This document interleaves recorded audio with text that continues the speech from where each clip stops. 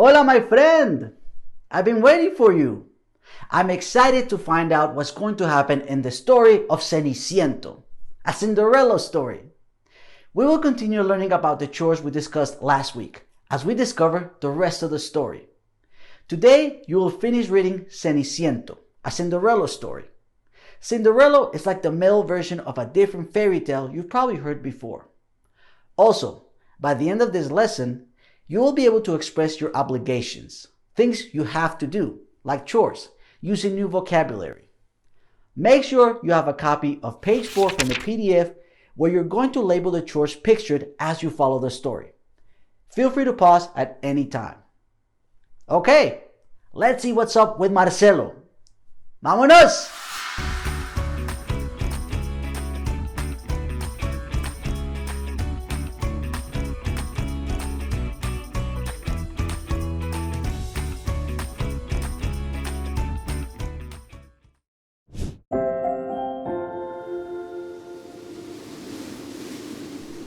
Marcelo es muy feliz porque su familia está unida. Pero una situación inesperada afecta a la familia, especialmente a Marcelo. El papá de Marcelo tiene una esposa nueva y un trabajo nuevo como piloto comercial. Ahora Marcelo vive en una casa nueva, con una familia nueva. Su papá, su madrastra, una hermanastra y un hermanastro.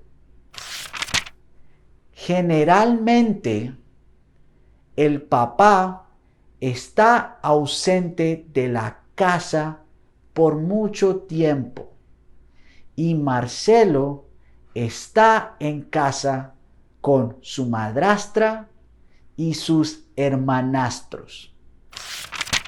La casa está totalmente desordenada porque los miembros de esta familia no hacen quehaceres.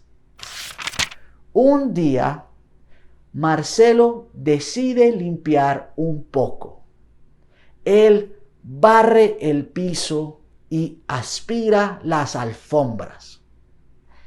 Pero la reacción de su nueva familia es inesperada. Los hermanastros hacen comentarios crueles porque Marcelo limpia la casa. La madrastra no interviene. Ella tiene un plan especial para Marcelo.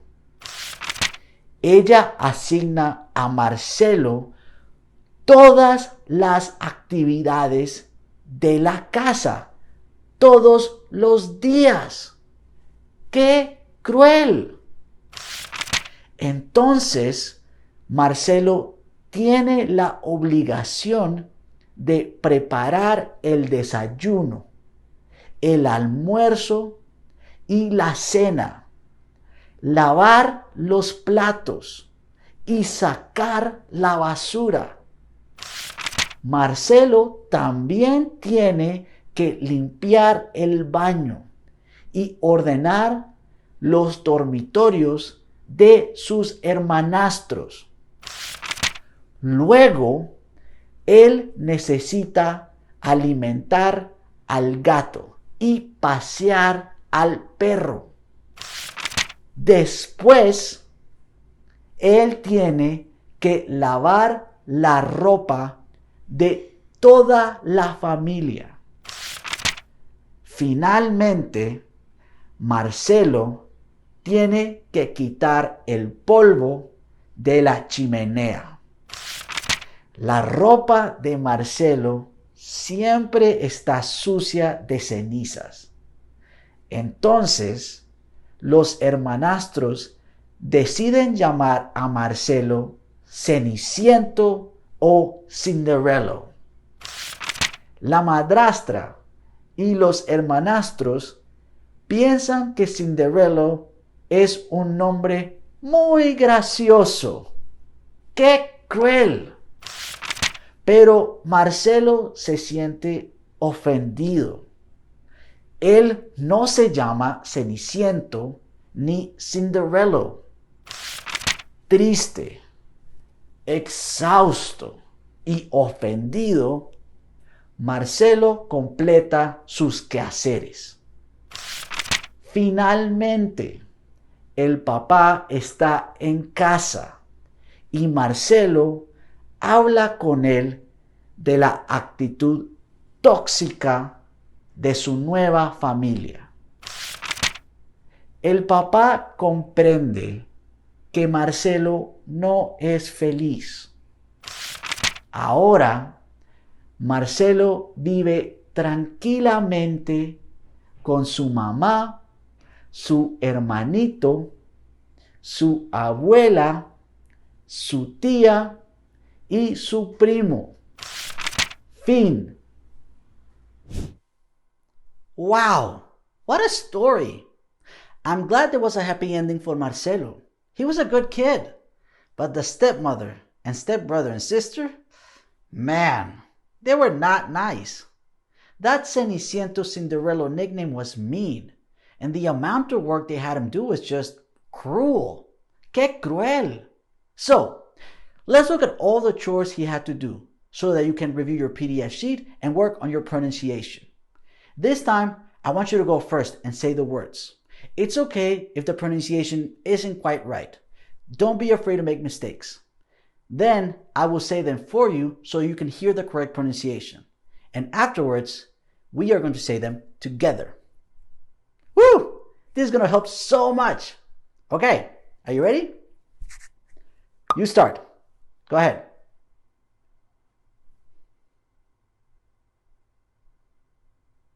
Good. That is preparar el desayuno, el almuerzo y la cena. Now, together. Preparar el desayuno, el almuerzo y la cena. Next one.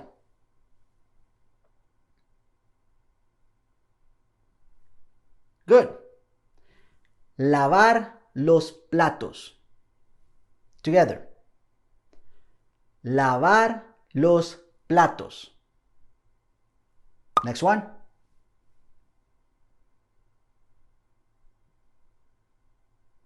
Great. Sacar la basura. Now together. Sacar la basura. Go ahead. Next one.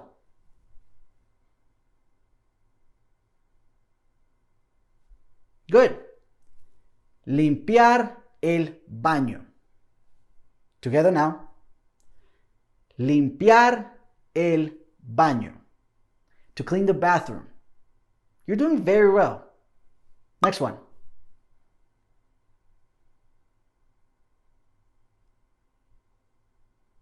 Awesome. Ordenar los dormitorios.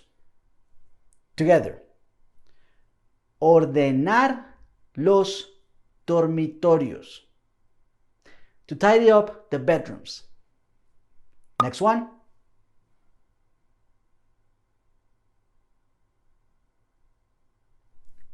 Good. Alimentar al gato. Together. Alimentar al gato. To feed the cat or whatever pet you have. Next one.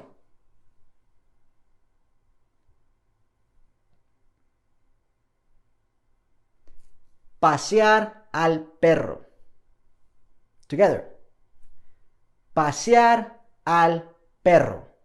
To walk the dog. Almost done. Next one.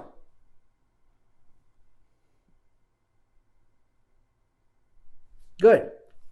Lavar la ropa. Together. lavar la ropa, to wash the clothes. And the last one.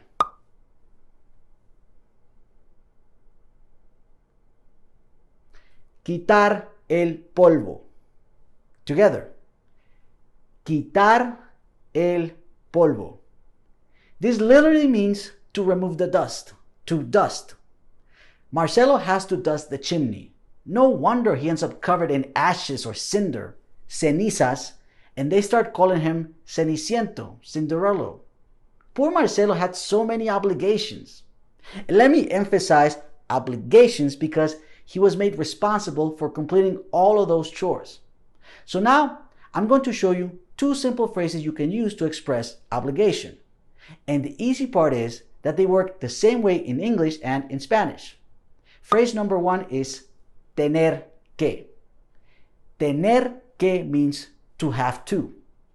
And is the most common way in Spanish to express that you have an obligation or a necessity, something you have to do. So if your chore is to wash the dishes, you'd say, yo tengo que lavar los platos. I have to wash the dishes. There's also what Marcelo has to do.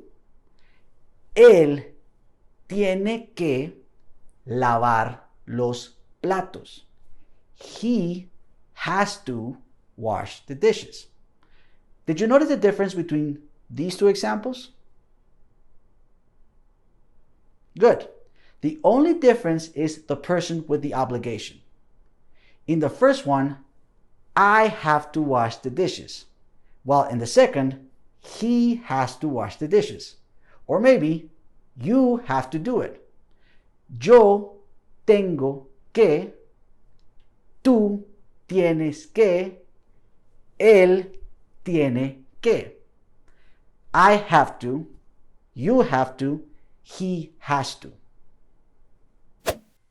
You do need to keep in mind the variations of tener, but that's all the conjugation you have to worry about, I promise. Once you've done that, you can add any kind of obligation you want, not just household chores.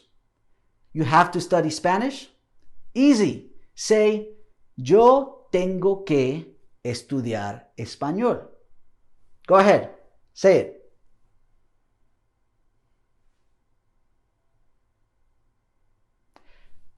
The doctor said you have to eat more fruits. Boom, say, yo tengo que comer más frutas. Go ahead and say it.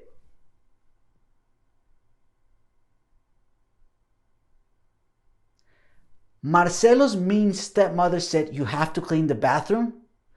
Ugh. Well, say, yo tengo que limpiar el baño. You say it.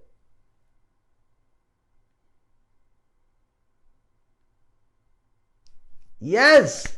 Good job, my friend. The second way you can express obligation is with deber.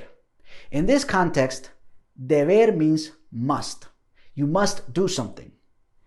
Does deber look familiar to you? If it does, it's because we also use it to give advice. In that context, deber means should, like when we learn to give advice about healthy eating habits. For example, as a friend, I could tell you, you should eat less sugar. Tú debes comer menos azúcar. That's some advice.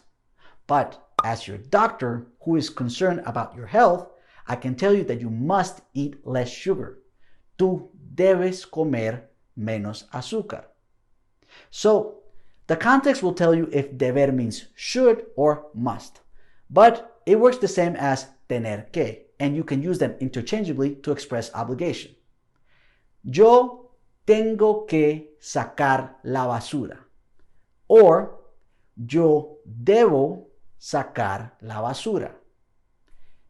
Tú tienes que quitar el polvo. Or, tú debes quitar el polvo. So imagine that you have 3 chores you have to or must do. Pick any 3 from your sheet. Then your friend calls you to invite you to the movies, but you can't go because you have obligations. What would you tell them? Start your answer with, No puedo ir porque. I can't go because. Now, pause the video and take your time to speak.